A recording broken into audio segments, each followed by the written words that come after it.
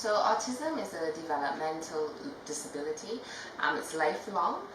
It's characterized by children or adults not being able to communicate well or socialize well. So symptoms of autism can appear as early as 18 months. Typically, most parents see changes in their child's behavior and language by age 2. Parents will also notice that their child may not have, eye contact, and they may also see their child, having repetitive behaviors, flashing their hands in some cases, flapping, what we would also call stimming, rocking their bodies constantly. And they may also play with one toy over and over, and they're socially, they prefer to be on their own and play independently. And those are some of the signs a parent may see initially as cause for concern to maybe have an assessment done or have a conversation with the pediatrician. The spectrum is basically like an umbrella.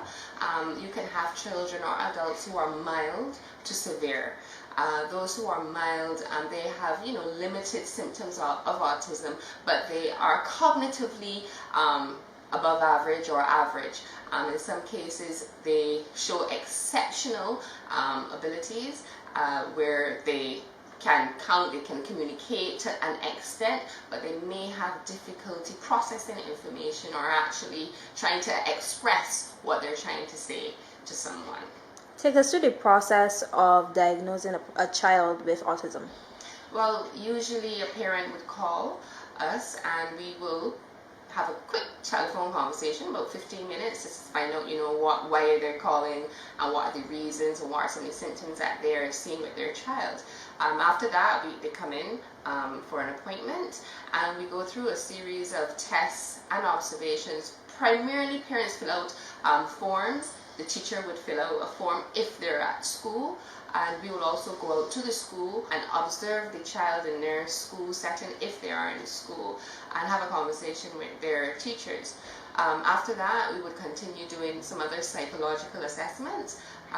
Then we would write a report with recommendations and strategies. When that report is given, we would then meet with the parents again, as well as perhaps a pediatrician.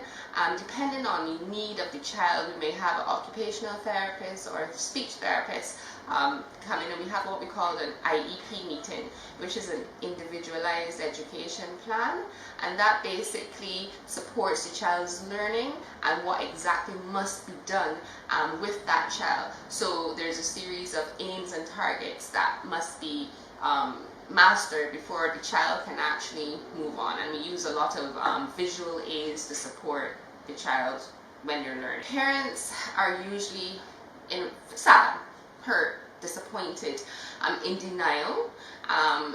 They go through a series of emotions. They cry. Some parents are actually relieved because they get to know, okay, this is my child's diagnosis, and as opposed to just self-diagnosing.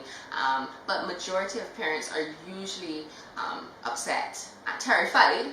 But we provide them with intervention and the right people to speak to, and we take them, baby them, and take them through the process of what we would call early intervention for the child. What are some of the major challenges a parent is likely to face with a child who has autism? Yeah, well, stigmatism is one of the major challenges because a lot of schools and teachers, they do not know how to provide for a child in a learning environment. So parents typically have difficulty behavior-wise. A child with autism can be highly energetic. They may tend not to fall asleep on time. They're very accustomed to routine. So if the parent, for example, is doing something and it's not within a child's routine, then that child can be disrupted and they can have some behavioral issues throughout that time. This pandemic is going to cause parents to be frantic, worse the child. As I mentioned earlier, children with autism, they love routine, and once that routine is not there, they will start to act out or have some behavioral issues or concerns. For example, they need that structure. most mornings they will get up and they get themselves ready, they have this particular breakfast and they go off to school. Now that they're at home and confined to home, parents will find it difficult. But what I would suggest to parents is you set up a timetable, a routine, a daily routine every day. It's going to take some time.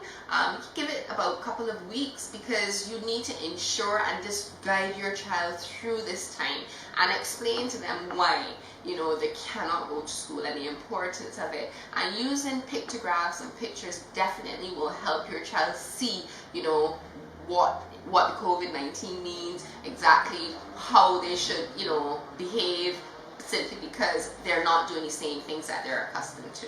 So parents, the important thing is to stick to that routine. It's going to be difficult at first, but you have to keep going at it until the child understands every day this is what I do at this particular time, so that there's no issues going forward. We're home for a couple of weeks, so we want to ensure that everything in the household is going smoothly and that the child is learning. I'd suggest to some parents, if they have cardboard or a file folder, they can make certain games that are appropriate for their child's ability and attainment, and at the same time make it highly visual, because they respond best when it's a visual concept or whatever you're trying to teach them. Make sure there's lots of color. If you can, do some type of learning activity similar to what they would have been doing at school, and make learning fun.